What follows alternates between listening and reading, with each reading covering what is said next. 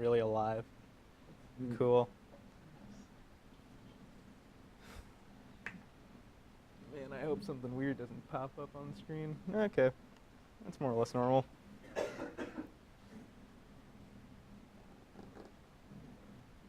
It's gonna show up my notes too. Well, that's not how I want that to go. Hang on a minute. Crap, I don't want, all right, whatever. You know, we're just gonna start. All right, so how many of you guys are looking for your first co-op? Yeah, cool. You guys, come on, it's like solid 5 people? Cool. Has anyone already like been on co-op already? They feel like good about everything? It's like, okay, that's actually the majority. Okay, cool. So this is mostly for the people who are still looking for their internships and, you know, wanting to do stuff in security and whatnot. If you guys are already taking co-op seminar, I'm hoping that this isn't going to be like that because I feel like you guys have already gotten drilled on, like, you know, resumes and stuff. So I want to keep it discussion oriented, so definitely ask questions. And if anyone who's already been on co-op wants to chime in with their own experience or something, feel free. So, who am I? My name is Jathan, Jay. You might already know me. I was up here a couple minutes ago. I am a CIT major, CSEC minor. I have gotten a lot of rejections over the years, and I'm very proud of those because some of those companies really suck.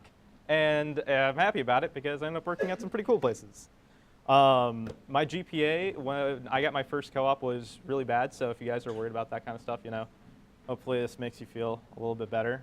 But yeah, if you guys are interested, I worked at Tesla, which I was a network engineer. I was their network engineering intern over there, and also worked at CrowdStrike where I did digital forensics and incident response.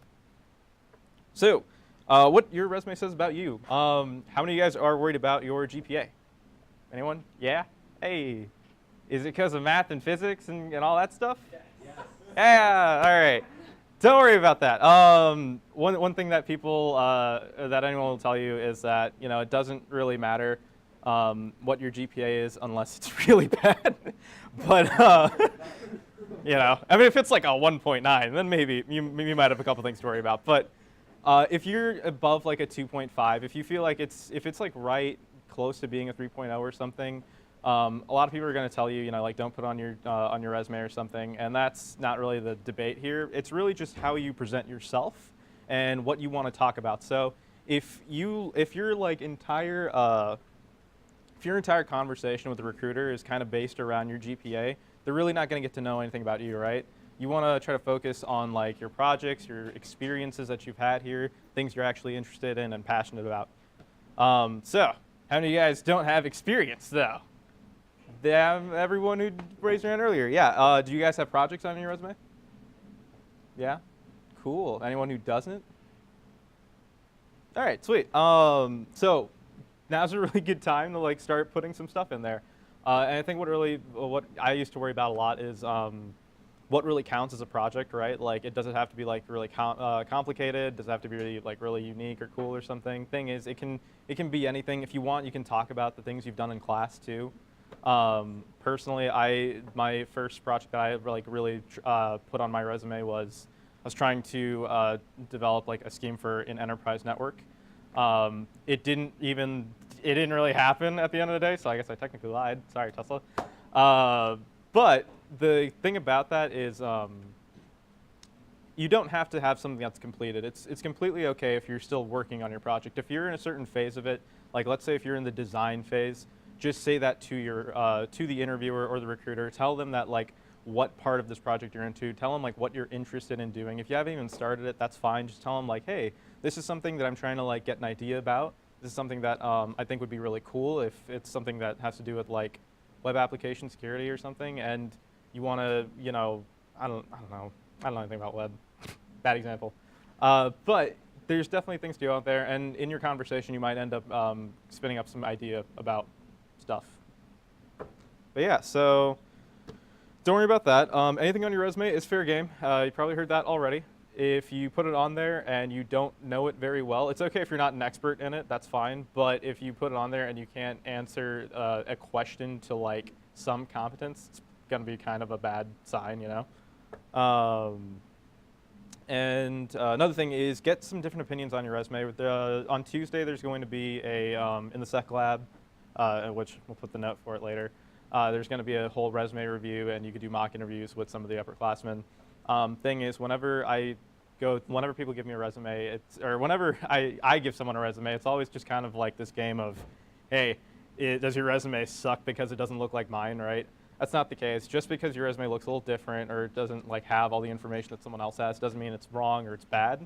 So definitely get other people's opinions. Try to see what's a good thing to put as opposed to what's not, and just get a different perspective on it, definitely. Talking to recruiters, be chill, be polite, and be yourself. Something that people have trouble with, I feel, is especially like just in the tech world, is coming off as confident, charming, and like professional. Especially if you're like super shy and reserved. I personally am. I really hate speaking to people, and I always get super nervous, and then I get like tongue twisted and a bunch of other crap like that. But you just have to kind of get past that. So be professional. Don't be uptight. Play to your strengths. If you are like super energetic and you like going up to people and you're just like, "Yo, what's up? How's it going? Let's talk about programming, maybe." I don't know. If that's your thing and that works for you, cool. But if that's not your thing and you kind of go up to someone and you're like speaking at this level and you're really scared and shy, it's not really going to make a great impression. And recruiters do end up remembering that kind of stuff, right? So what I like to do is I just like to get really comfortable before I speak to anybody by like making a joke or something along those lines. It breaks the ice, makes it easier to have a conversation with the person, and that's kind of what you're trying to accomplish at the end of the day, right? Do you guys have any questions about talking? Anything? Any concerns you have? No one? No concern. A single person worried about it? Okay. You guys are all ready to like go and like get any job in the Damn, guys. All right. right? What if I don't know how to start a conversation? Don't know how to start a conversation. Great. I don't know how to answer that. I always know how to start a conversation. I ask people what they... No, that's inappropriate. Let's see. How would you want to start a conversation? It's a good question. Yeah, with your name. That's probably a good one. It's be polite. Ask them like how their day's going. What's up. This is totally fine. Don't say what's up actually. Ask them how they are. And how you would start a conversation with anyone normal. I think it depends on the scenario too. If you're at ISDS and it's like a recruiter or like ISDS, some competition, you start a conversation about the competition. You're like at the career fair, it's just expected you're gonna walk up and just be like, hey, I'm yada yada, here's what I do. So like it just really depends on the find something like contextually around what you're doing and then start the conversation. Find what you're about, where you're at, specifically. Yeah. Cool. So other thing, make friends. Ask for business cards. If a recruiter says that they're not looking for your current year or something, I know I've had that thing come up where they're just not looking for your current skill set. It's totally fine. That's pretty fair. So remember what your conversation was. If they told you to go look something up or something, if they told you hey, we're a company, we use Burp Suite a lot, and you've never used Burp Suite, go look up what that is. Go understand how it works if you want to work for that company, And then when they come around next year, or if you have their business card or something, then reach out to them and tell them hey, we spoke a little while ago about the so-and-so, and I was really interested about maybe getting a position with you guys, and I started looking into some of the things that we talked about, and start your conversation based off that the next time they come around. So non-technical questions. Whenever you get to your interview, they will want to know what kind of person you are and if you are a jerk, and hopefully you're not. So, I just took a few questions that I've been asked before, or just, that I've read online or something. One big one that comes up is how do you get your security news, and this is good because it shows they want to see if you're passionate about what you do, if you're keeping up to date with things, if you're actually going out of your way to look up what's happening in security right now, then they're going to want to. They're going to see that you're actually passionate about what you're doing. If you haven't really gotten a chance to show that in your projects or experience or anything else. What you enjoy about security, that's just kind of, if you don't know what that is yet, that's fine. If you're trying to figure it out, that's what the co-op's going to help you figure out. Hopefully you have an idea of like what kind of excites you just a little bit, whether it be red teaming or blue teaming or, doing threat intel or reverse engineering, doing IoT stuff. One that always comes up is if you've worked on a team, I think it's fine to talk about like your class projects or something. Anyone who's taken like routing and switching definitely has done one. If you've done like CS2 does like a group project, right? Yeah, so there's definitely stuff that you can talk about over there, and it's just how can you handle working with other people, right? Taking about time you took ownership over a project, so that's a good one to show like how you've actually like led. So think about questions, look about like this, look them up online if you're not sure. Ask someone if you're not sure how to like answer them. And if you feel like you don't have an example of a time that's happened to you, that's fair. It doesn't happen to everybody, right? And if that's the case, then just be honest about that and like let them know that you haven't had a situation like that come up where maybe there was like a struggle or something. But yeah, just kind of be relaxed about it. Oh, I have a question. What's up? How do you get a non-technical question wrong? What are mistakes you can make? So that's a good question. I don't think there's a lot of ways to really make a mistake on it, unless you just completely come off as you have like an answer that shows that you were rude. It really depends on the question, I feel. Is there one like particular that you have in mind, or? Tell me about a time you worked in a team or project. Yeah, so like straight up, if you've never worked on a project or a team, that's a pretty wrong way to go about it. But I don't know. Should I like? Or maybe if like you have an interview with a company, you kind of want to research what their culture is like, make sure that you line up with it. If you think you do, you kind of want to maybe say that like I'm interested in culture, and I just kind of tailor your questions to them. Not necessarily outright lie, but like like just get to know like what it's like, and try to like see if you can line up your interests with theirs. Yeah. Actually, I'm bringing that up in a little bit. Russ? I just want to ask you what's your weakness, and you say, oh, like I try too hard or something like that.